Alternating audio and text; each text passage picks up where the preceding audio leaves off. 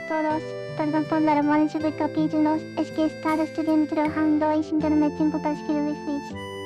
Así que como disculpa les traigo el prólogo de un nuevo feed, y si quieren que lo continúe díganmelo en los comentarios para inspirarme y seguir. Así que sin más comencemos con el capítulo. Madara en Tate no Yusa, capítulo prólogo. Madara Uchiha yacía en el suelo, su torso desnudo iluminado por la luna, que se escondía lentamente en el horizonte, mientras sentía cómo su vitalidad se desvanecía con cada segundo. Había alcanzado el poder absoluto, creyendo que con el Tsukuyomi infinito había traído la verdadera paz al mundo shinobi. Pero entonces, su supuesta voluntad, lo traicionó y le reveló la verdad detrás del Tsukuyomi. Mientras reflexionaba sobre su vida y sobre todas las decisiones que había tomado, escuchó unos pasos acercándose. ¿Hashirama? Preguntó, su voz apenas un susurro. Sí, respondió Hashirama, arrodillándose junto a su viejo amigo. Su tono estaba cargado de tristeza y resignación. Madara dejó escapar una leve risa, amarga y melancólica. Ni tú ni yo conseguimos lo que queríamos. Hashirama permaneció en silencio por un momento, y luego habló con calma. No iba a ser tan fácil, Madara. Hay un límite a lo que podemos realizar durante nuestras vidas. Madara giró ligeramente la cabeza hacia la voz de Hashirama, como si intentara verlo a pesar de su ceguera. Para eso están las siguientes generaciones, continuó Hashirama. Para que lo hagan por nosotros. Madara volvió a reír de nuevo, esta vez con un dejo de tristeza y aceptación. Siempre tan ingenuo, murmuró. Siempre fuiste muy optimista. Pero quizás tenías razón. Hashirama observó el rostro de su viejo amigo, ahora marcado por la fatiga. Aunque el tiempo y las circunstancias los habían convertido en enemigos, siempre había sentido un profundo aprecio por Madara. Mi sueño llegó a su fin, Madara continuó, su voz perdiendo fuerza poco a poco. Pero el tuyo se puede cumplir. Hashirama bajó la mirada, sus manos descansando sobre sus rodillas, mientras comenzaba a hablar con sinceridad. Te precipitaste demasiado, Madara. No pasaba nada porque no lo lográramos. Lo importante era educar a la siguiente generación, para que lo llevase a cabo. Madara entrecerró los ojos, una leve sonrisa melancólica curvando sus labios. Entonces, será imposible para mí, susurró débilmente con tristeza. Porque siempre odié que me siguieran. Un silencio pesado se instaló entre ellos, solo interrumpido por la débil respiración de Madara. ¿Recuerdas lo que me dijiste de niños? Preguntó Hashirama, con un tono más suave. Los ninjas nunca saben cuándo morirán. Madara permaneció en silencio, mientras Hashirama continuó, su voz llena de nostalgia. Para ser inmortales y no morir, debíamos exponer nuestro verdadero ser, intercambiar copas y brindar como hermanos. Pero morimos, y ahora solo podemos brindar como camaradas. Madara dejó escapar un leve suspiro, y durante unos segundos, el silencio volvió a reinar entre ellos, hasta que Madara, con mucho esfuerzo, habló casi en un susurro. ¿Como camaradas? Bueno, entonces seríamos... Sus labios quedaron entreabiertos pero las palabras nunca llegaron, mientras sus párpados se cerraban por completo. Una familia, dijo en su mente, mientras quedó sumido en un completo silencio y oscuridad.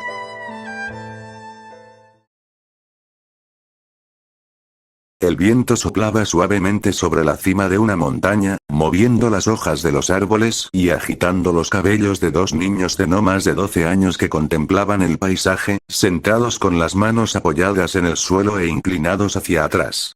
De repente, el niño pelimarrón rompió el silencio dando una gran sonrisa.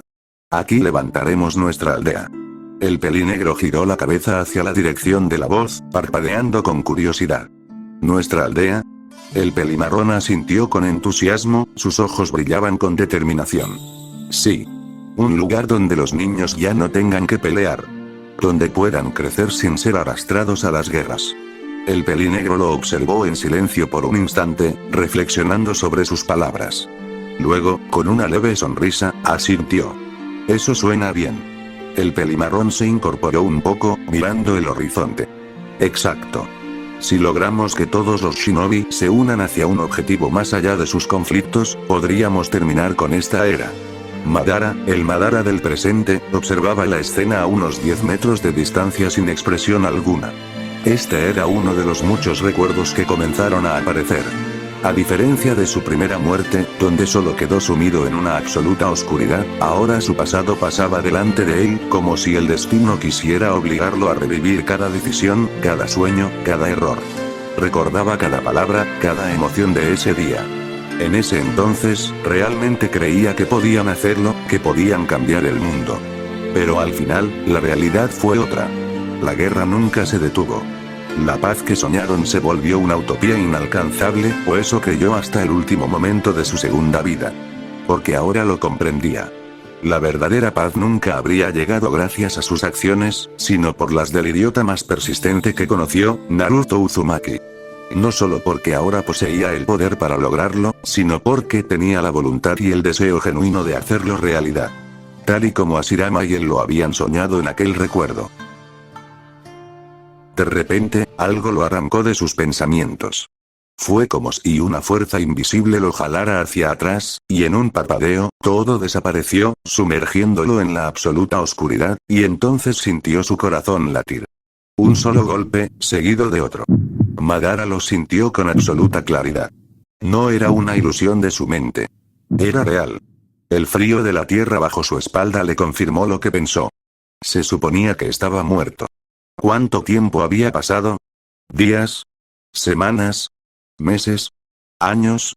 No tenía forma de saberlo. Su cuerpo reaccionó por instinto. Sus párpados se alzaron lentamente, y lo primero que encontró su visión fue una luz muy cegadora. Parpadeó, desorientado. La sensación de la luz llegando a sus ojos no le era desconocida. Era similar a la que experimentó la primera vez que regresó a la vida con el uso del Edo Tensei. Pero esta vez era diferente. No era un Edo Tensei, era el mismo cuerpo con el que murió. La carne, sus ojos, los músculos, las células implantadas, el poco chakra que fluía dentro de él, todo era real. Él estaba realmente vivo. Intentó moverse, pero antes de que pudiera estabilizarse, la gravedad desapareció. Madara comenzó a caer sin previo aviso. Su primer pensamiento fue que alguien lo estaba invocando. Pero algo no encajaba. No sentía ni una pizca de chakra. No había ningún vínculo que lo atara a un invocador, como sucedió cuando fue revivido como Edo Tensei. Pero algo más lo envolvía. Una energía extraña, que no podía identificar. ¿Qué demonios es esto? Frunció el ceño. No le gustaba la incertidumbre de no saber lo que sucedía. Cerró los ojos un instante, concentrándose en su caída. No importaba quién o qué lo estaba devolviendo. Lo averiguaría al tocar tierra y mataría a quien lo resucitó por atreverse a manipular su cuerpo como lo hizo Kabuto. Con calma enderezó su postura en el aire y permitió que su cuerpo descendiera. De repente el resplandor cegador que lo envolvía comenzó a disminuir, pero en lugar de recuperar la claridad, su visión se nubló y oscureció casi por completo. Fue un cambio abrupto, como si la luz que había llegado a sus ojos, ahora le negara la capacidad de ver. Entonces, sus pies tocaron el suelo sin perder el equilibrio. El leve crujido bajo su peso le confirmó que el terreno era sólido. Al mismo tiempo, se escuchó 3 quejidos a su derecha. Madara no se movió. Apenas distinguía su entorno. No era ceguera total, pero estaba cerca de eso. Por fin lo logramos, Madara arqueó una ceja con curiosidad, fijando la mirada en la dirección de la voz.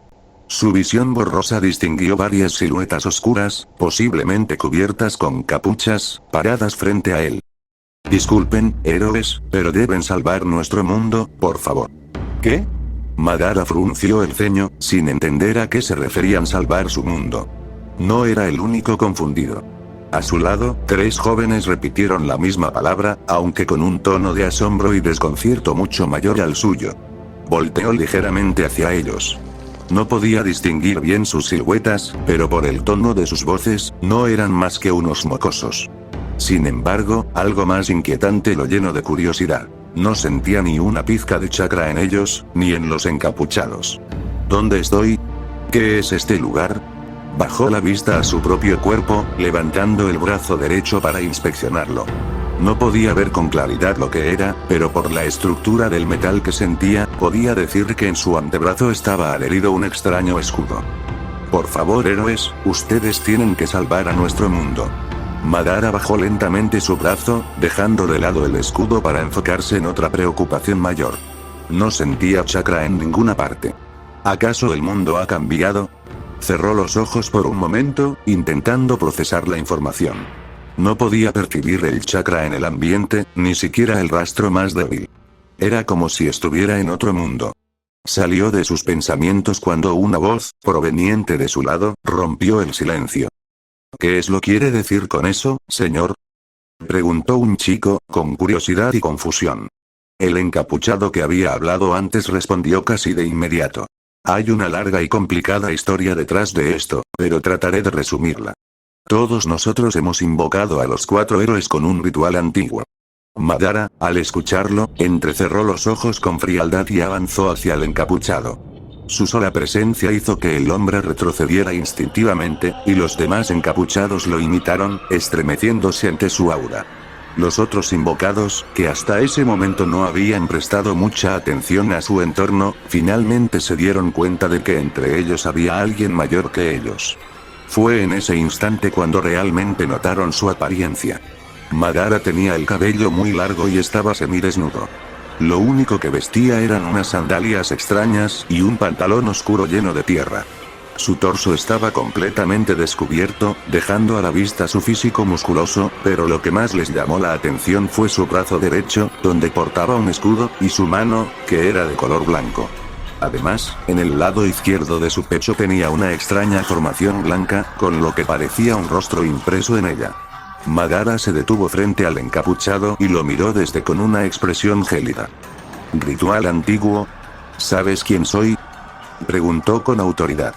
Los encapuchados se estremecieron de inmediato, sintiendo el peso de su presencia.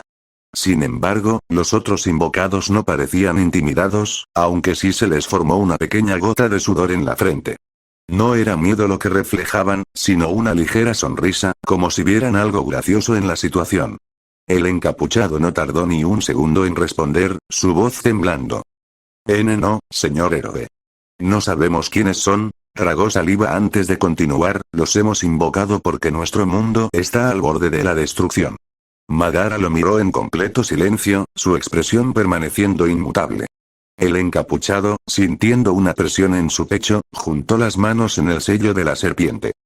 Se los imploro, héroes, préstenos su fuerza, por favor. Retrocedió un poco más, antes de inclinarse profundamente junto a los demás encapuchados, mostrando súplica. Madara había escuchado atentamente cada palabra y por fin lo comprendió. Las respuestas a sus preguntas estaban frente a él. Había sido invocado a otro mundo para salvarlo.